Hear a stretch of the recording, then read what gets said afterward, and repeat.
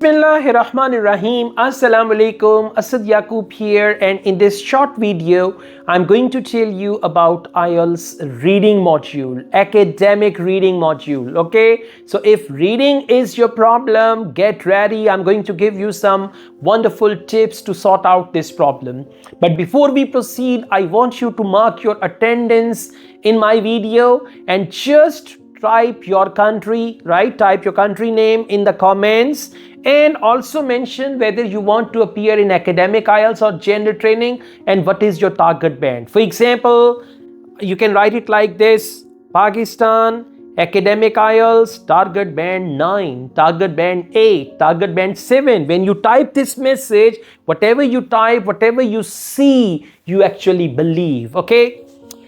Now, let's come to IELTS reading. In IELTS reading, first of all, there are two types of questions. The first type is, which I call type A, where questions and their answers in the passage, they are in order. In order means, for example, question number 1, if answer is in first paragraph, first line, question number 2, answer will be in first paragraph, second or third line. All the answers will go on in the sequence. Now, what type of questions are there where questions and answers are in order? First of all, we have sentence completion. Every type of sentence completion, summary completion, questions and answers are in order. Number 2, true, false, not given. Number 3, yes, no, not given. Number 4, multiple choice questions. And guys, in academic reading part 3, there is a question type where there is the list of researchers and you have to match the researchers with statements. Questions are statements, options are researchers. For this question type, questions in the passage, they are not in order, but options, the name of researchers, they are in order in the passage. Okay, so all these questions are called type A questions. For first answer, it may take more time, and then after that, once you have found one answer, you read on, you will find the next answer, you read on, you'll find the next answer, and all that. Okay, now let's talk about type B questions. Type B questions are those where you need to use your scanning all through the passage. You have to scan all the passage. It's just like finding a needle from the haystack, right? So you just have to find a needle from the whole passage. Now, the most dangerous type B question or the most confusing type B question, where for each question you have to take full round of the passage, is which paragraph contains the following information. They give you a statement and you have to find the paragraph which contains the following information. That is type B question. And second type B question is list of headings, where you have to give heading to the paragraphs. We also call it paragraph headings. So their questions and answers are not in order. Now, my advice for which paragraph contains the following information is this: whenever you find this question type, you may find 3 to 5 or 3 to 6 questions of this type in one of the passages. Okay, so whenever you find this type of questions, never start your test with them. And you know, cunningly they give you these questions as questions 1 to 6. Which paragraph contains the following information?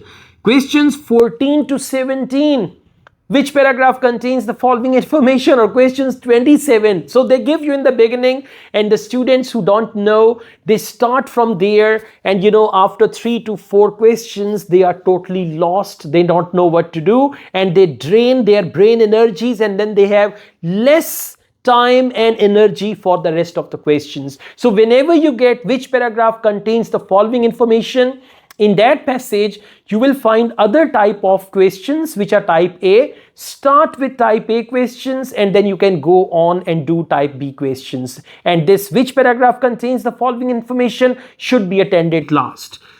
Now, another wonderful tip for you: in every passage of IELTS, one question type is common, very common, and that common question type is sentence completion, summary completion, one word only, no more than 2 words, and all that. Always start your test with this question type. Why?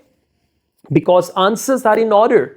Why? Because answers are grouped together in one paragraph and you can easily locate all the answers and find them. Okay. After this, it's better to go on with true, false, not given, yes, no, not given. Why true, false, not given? Because true, false, not given contains one sentence and you have to find one sentence in the passage and then you have to match these two sentences to decide whether it is true, false or not given or yes, no, not given. You can do that as well, right? After true, false, not given, the next question type which is important and which you should attend, that is sentence completion with the box. Half sentence is given in the question, half sentence is given in options, so you can do that as well. Next, you can do multiple choice questions. Now, how to do multiple choice questions? What do the students do? They read the question and they read the options to waste their time. I advise you not to read the options. It's better to read the question only in multiple choice. Okay, now from the question find a clue word and go to the passage and scan that clue word. Now first question may take more time. As I mentioned before, in multiple choice questions also questions and the passage, they are in order, right? So what you need to do, you need to find the relevant information. After that, you need to take that option as a question and find the answer there. Now you can come back, match that sentence which you found in the passage, match it with option A and then see yes or no, maybe no, option B, option C, option D, and the right option will click you. For multiple choice also, multiple choice questions, you don't have to read a lot, maximum 2 to 3 sentences and that's it. Okay, so I mean it's easier said than done. I know that you guys need to practice. And by the way, for reading module, we have created a digital book on IELTS reading on our website, and that digital book is going to help you a lot. What is in the digital book?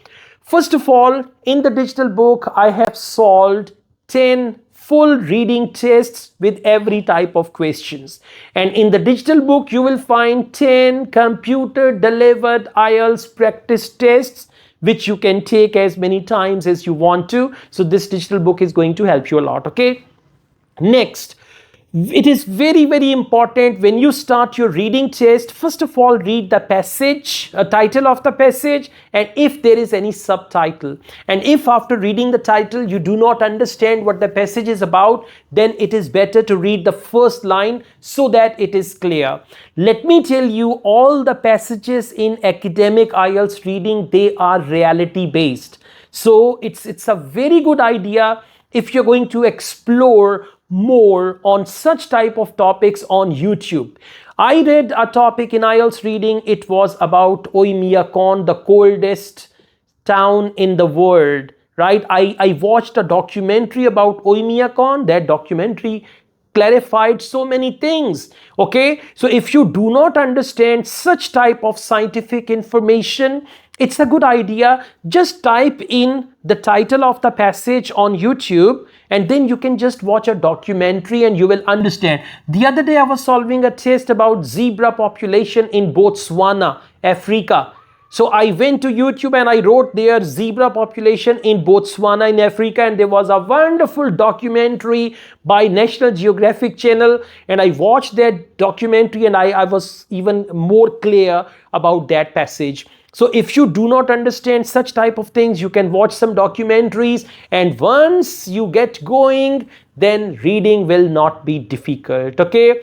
If you like this video, hit the like button and don't forget to subscribe my channel and share this video with those who want to prepare for IELTS. I also teach IELTS online all over the world and in campus in Lahore, Pakistan. If you want to be the part of my online or in-campus IELTS classes, send me a WhatsApp message and I'll give you all the detail, because our online classes are a bundle offer where you get so many things along with that, okay? Thank you so much. We offer study visa consultancy. We have 2 wonderful books on IELTS, one on IELTS writing, one on IELTS speaking. If you want to book your IELTS exam in Lahore, we are ready to book your test in Pakistan actually, okay? So all the best. Wish you good luck with your IELTS reading. Take care. Allah Hafiz.